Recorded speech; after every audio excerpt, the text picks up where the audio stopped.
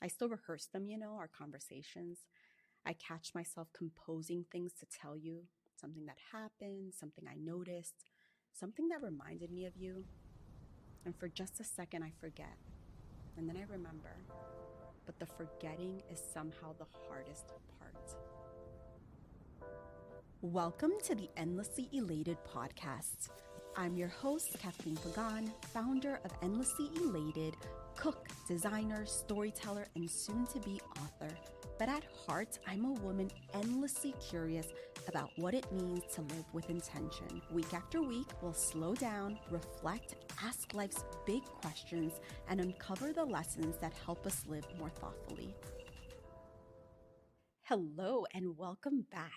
This episode is episode 10, the season finale of season 1.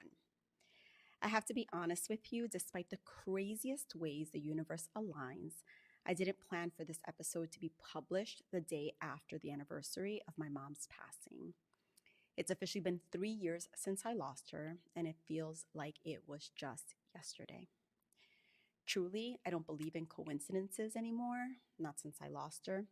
So, Mom, if you're listening somehow, some way, thank you for letting me know it's okay to share.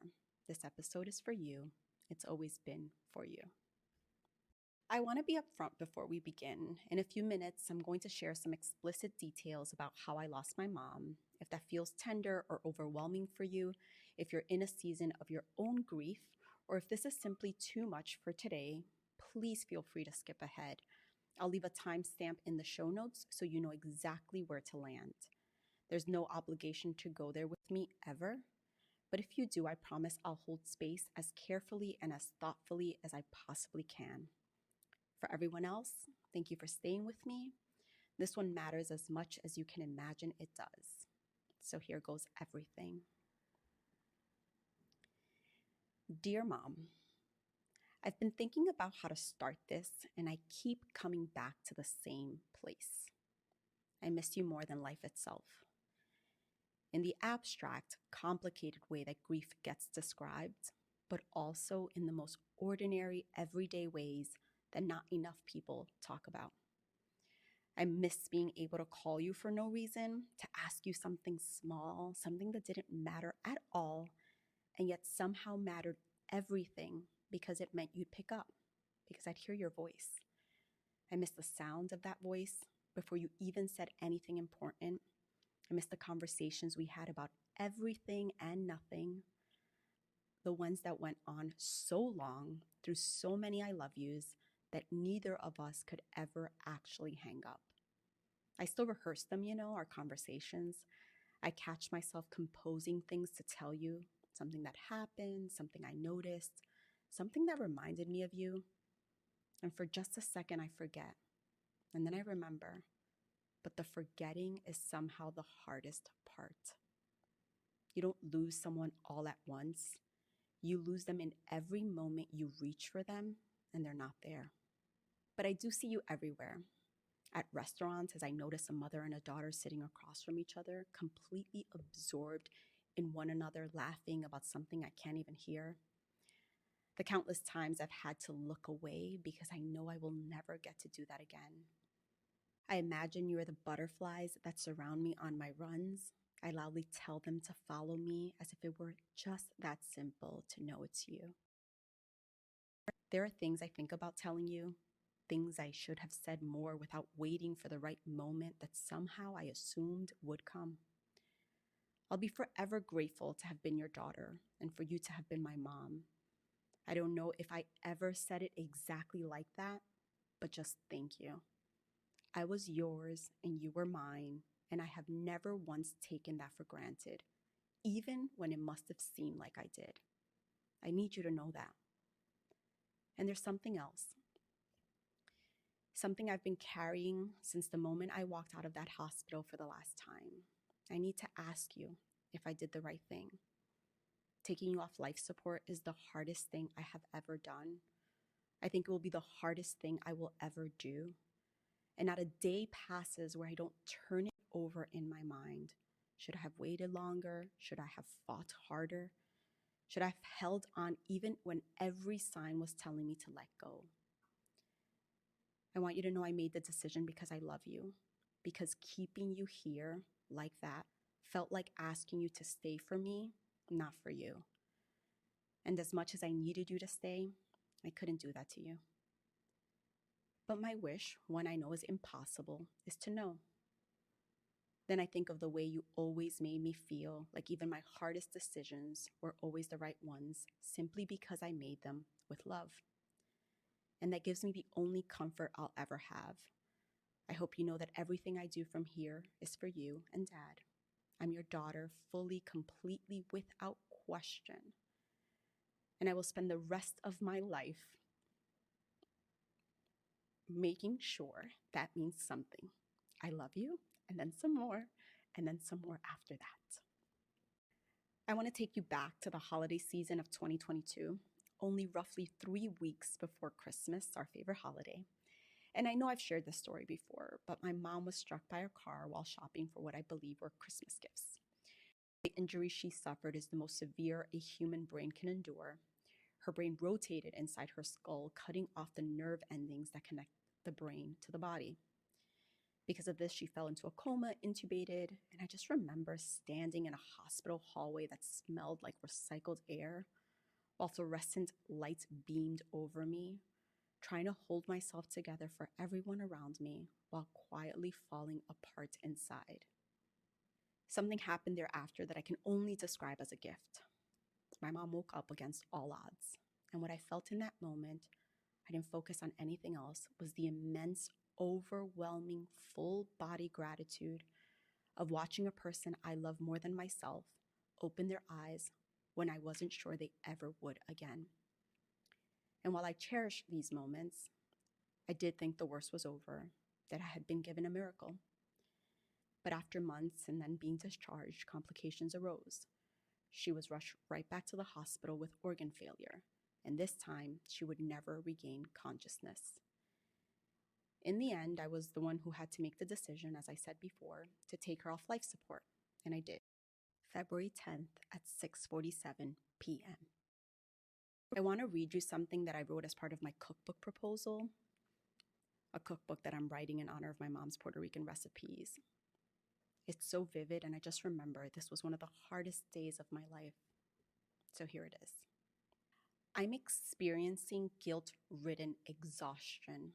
It has been 65 days of 8-hour shifts at a hospital, a small business that is dying, and everything will be okay face that I just want to smack off myself, and an emotional roller coaster that I begin to feel only days and sometimes weeks after the shock has subsided.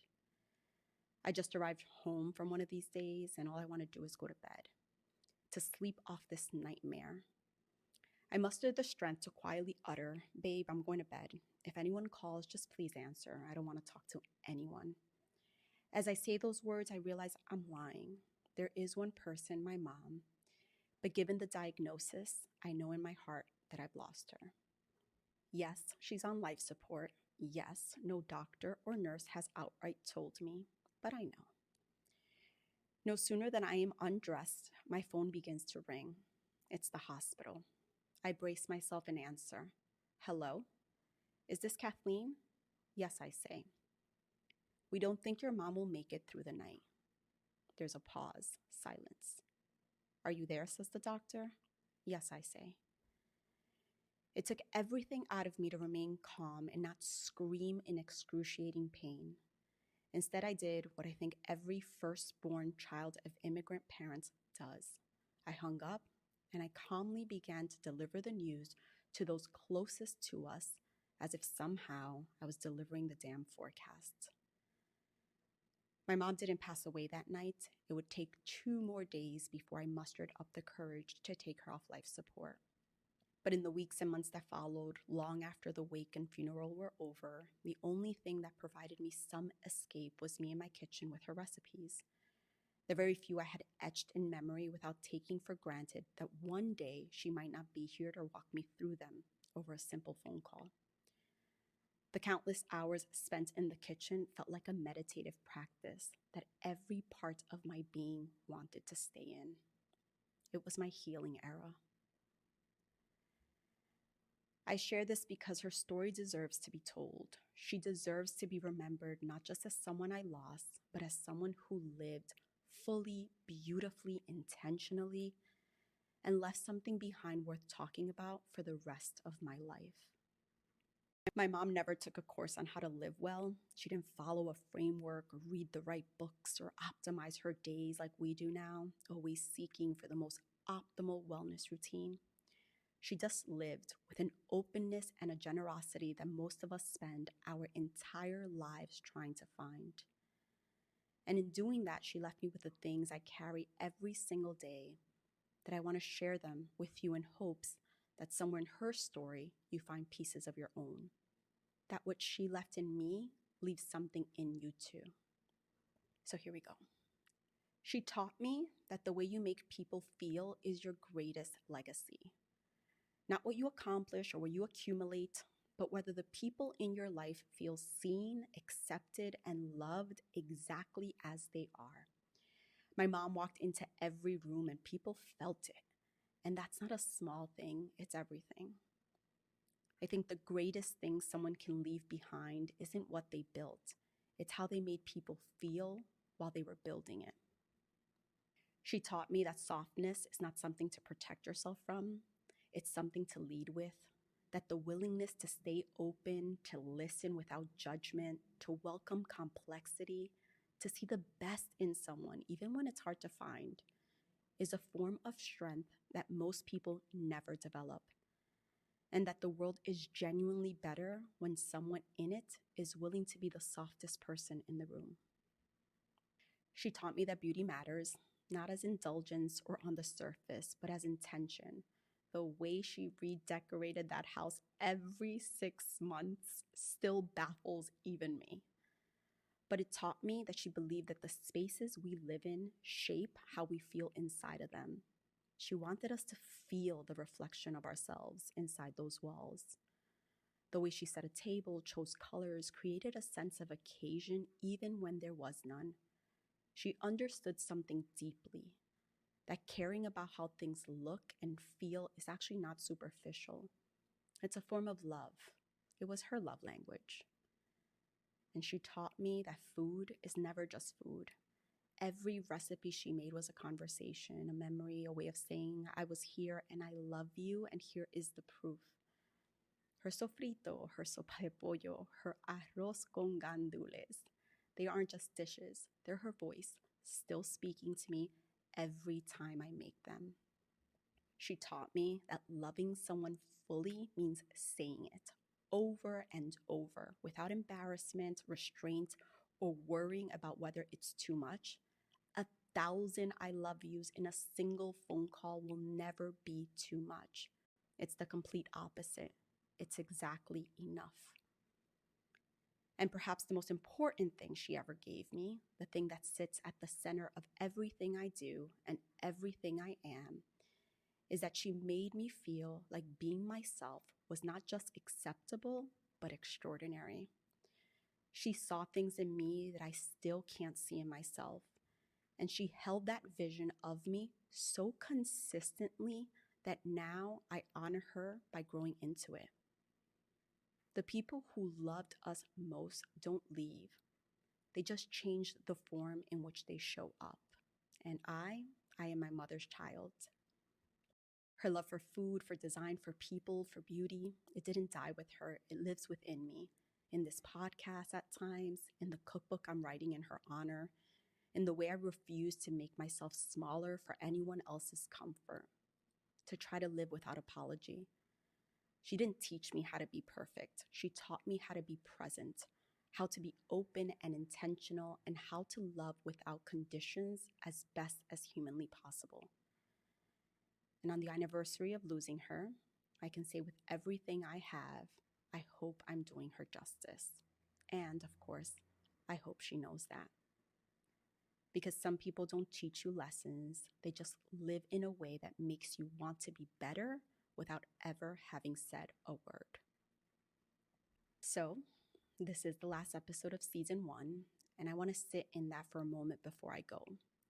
When I started this podcast, I knew I had things I needed to say, questions I was sitting with, observations I couldn't shake.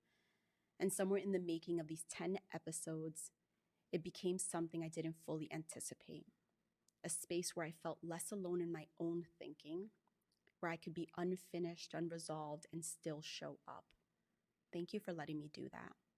Thank you for sitting with me through the hard conversations, for letting the space between us be one where things could be complicated and still worth saying. That has meant more to me than I know how to express. I will be back. Season 2 is coming later this year, and there's so much more I want to bring into the space, so much more I want to explore with you, conversations I want to have. But for now, I want to leave you with this. The ones who shaped us most are usually the ones we forgot to thank enough while we still could. So if you walk away with only one thing from this episode, let it be that. Let it be that you choose today to tell someone you're grateful that they're yours. Don't wait for another moment. This is the only one right now. And then come back and tell me all about it, because I'll know that the tentacles of my mom live on. Thank you for being here, for listening, for letting this matter. Until season 2, bye.